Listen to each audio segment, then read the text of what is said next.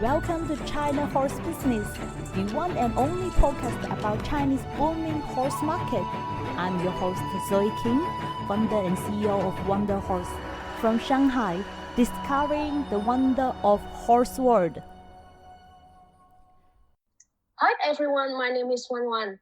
As the branch manager based in Hong Kong, I'm in charge of Asia Pacific market for Bona, which is a high-qualitative digital native diamond jewelry brand from Belgium, catering to the smart buyer by offering exceptional service and an unbeatable price quality. Hello, Wan. Thank you for co-hosting this episode with me. My pleasure, Zoe. So glad to see you this weekend in Hong Kong. Me too. I spent 2 days in Hong Kong this weekend. Frankly, I was a little bit worried before I came because, the situation is tricky in Hong Kong nowadays with all these violent protests. Luckily, nothing happened during my stay. But do you still feel safe living in Hong Kong? Yes, to be honest, since June, with all those protesting, violence happened, of course, mainly in news, but in reality, it didn't affect much to my private life. And since, let's say, 1 month, most part of Hong Kong now become again safe in order. However, it may have an uncertain impact for business, especially in retail, which has already dropped 23.6% at the end of last year. Wow, Hong Kong is such a beautiful and culturally diverse city. Hope it goes better soon. Can't agree more. Well, I think that now with all the efforts that the government and the society is putting on this issue, I think it will become soon. Cool. Well, let's get back to the show. In today's China Club, since you're in Hong Kong, you are going to introduce the new training center of Hong Kong Jockey Club in Conghua. The Conghua racecourse is located in Conghua City, near to Guangzhou. It is officially inaugurated in March 2019. The venue is the first permanent specific equine disease-free zone in the mainland, transforming the former Asian Games equestrian venue into the current horse training center and racecourse. The facilities in Conghua are world-class level. 4 race tracks together with an 1,100-meter unhipped gallop, 20 pack dogs, and a well-equipped veterinary hospital. Hong Kong Jockey Club has invested 3.7 billion Hong Kong dollars into Conghua Racecourse since 2010. What kind of event Hong Kong Jockey Club is hosting in Conghua? Conghua Racecourse has organized the first showcase meeting in March 2019. Hong Kong Jockey Club has postponed the second event scheduled for October 2019 due to the current political and social situation in Hong Kong. Noted that the meeting is named as Exhibition Race Day in Chinese to avoid the possible presumption of tests for gambling, knowing that it is forbidden in mainland China. Zoe, I wonder why Hong Kong Jockey Club wants to build a training center in Conghua. Since the late 1970s, Hong Kong's horses have been stabled and trained exclusively at Shatian Racecourse. The top-notch racing horses are just like athletes. They need special and relaxed environment for regular training. Conghua Racecourse is only 3 hours by car from Hong Kong. Its vast land and world-class facilities can relieve pressure on crowded Shatian, which house over 2,000 horses. Moreover, Conghua Racecourse provides a support base for the sport of horse racing in Hong Kong and the development of equestrian sports in China. Of course, this racecourse in mainland China provides an excellent opportunity for Hong Kong Jockey Club to showcase to Chinese authorities its experience on horse races organization and betting regulation. Zoe, speaking of Hong Kong Jockey Club, you were there this weekend, right? Exactly. I'm invited by Prudential, a leading British insurance company based in Hong Kong, to give a speech regarding equine culture to their elite teams and VIPs at Hong Kong Jockey Club during the racing day. Why an insurance company is interested in horses? Very good question.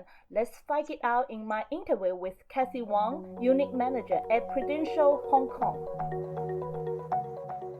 Hello, Cathy. How are you?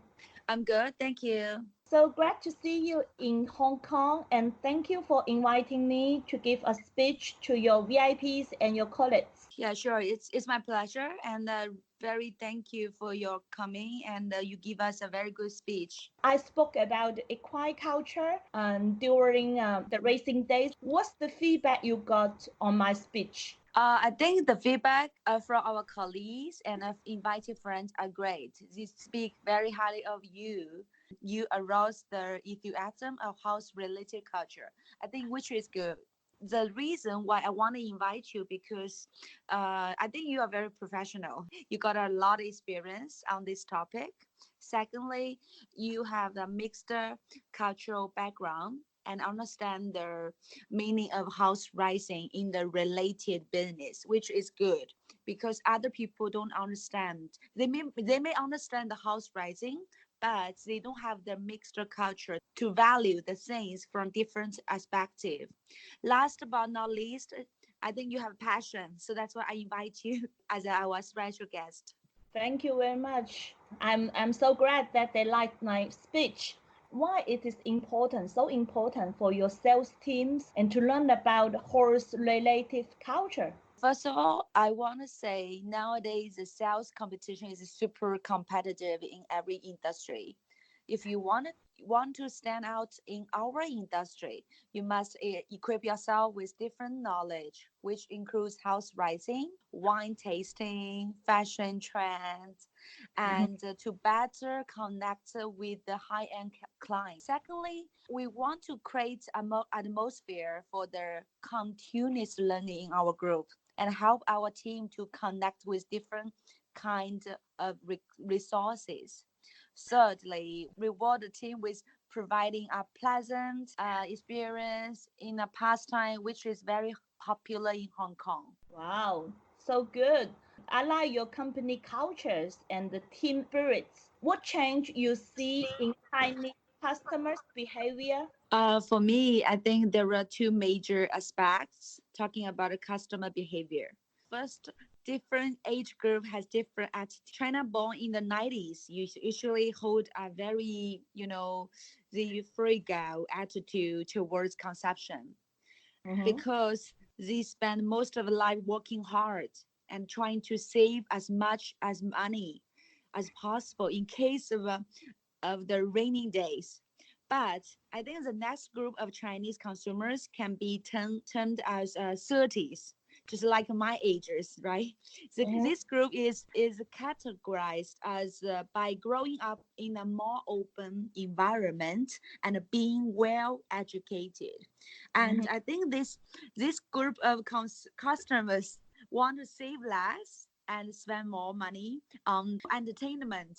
So this group is like to spend a very significant amount of money as a member of this group will have provided for their parents, their children, and themselves. For the next generation of the one child policy, just like just 20 somethings have the opposite shopping habits of their parents. They don't want to save money, actually they spend ahead.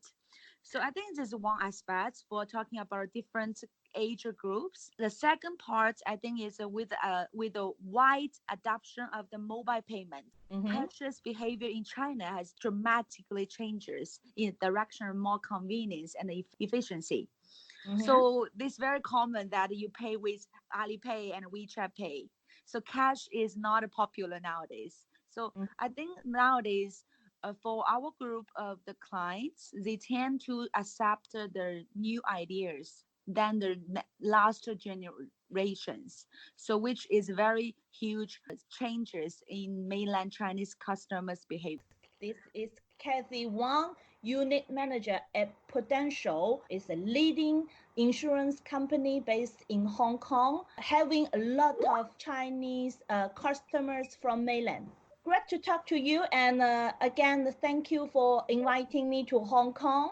So I think in the future there are more chances we can cooperate together. Next time we also want to invite you to Hong Kong, or we will come to China to experience the horse riding as well. Thank you very much. With pleasure, looking forward to it.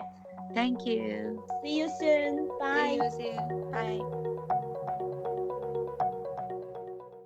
Okay, now I understand why they're interested in horses. It is indeed very important to keep learning new things and get closer to your customers in China. For sure. I bet you can find many horse lovers among your customers who love diamond. So true. In fact, one of our shareholders of our brand, he has a stock farm in Normandy in France. Wow, so cool. Hope I get the chance to meet him in Normandy. Of course, you'll be very welcome. Great. Thank you for catching up. It has been very nice to see you again, and let's meet up soon again. Sure, with pleasure. Take care. You too. Thank you. Bye-bye. Bye. This podcast is produced by Wonder Horse, equine business solution provider and bespoke platform for Chinese equine community. I'm your host, Zoe King. See you next Monday on China Horse Business.